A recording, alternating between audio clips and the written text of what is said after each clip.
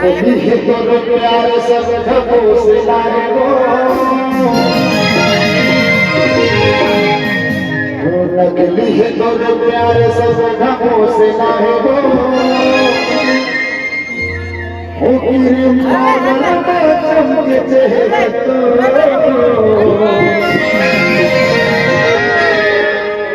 वाली वाली चोचला है वो नकली तोर प्यार सब ढको से लाए वो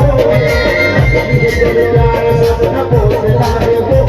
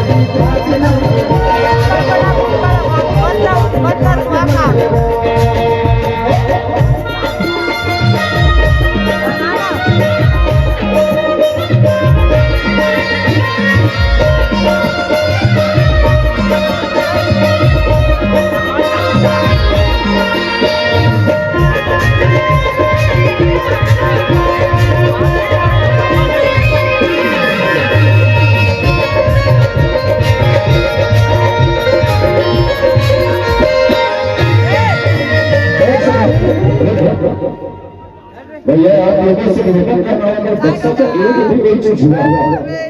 हमारे सीजन के प्रथम प्रोग्राम में सीजन का टारगेट करना है ये तो भैया आप लोग करते हो चालू करो क्या कर रहे हैं अभी तक चल ही रहा है लगाई लगे नीचे में चाहिए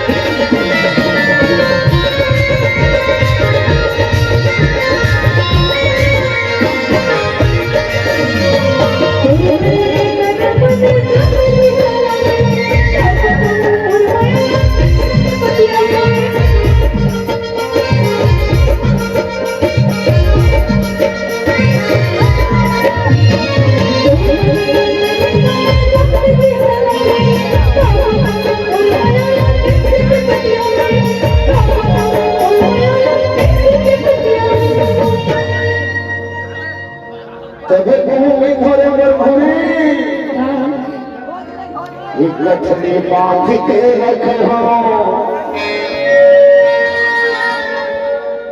गठने बांध के रखना और चौगने को ठेला हो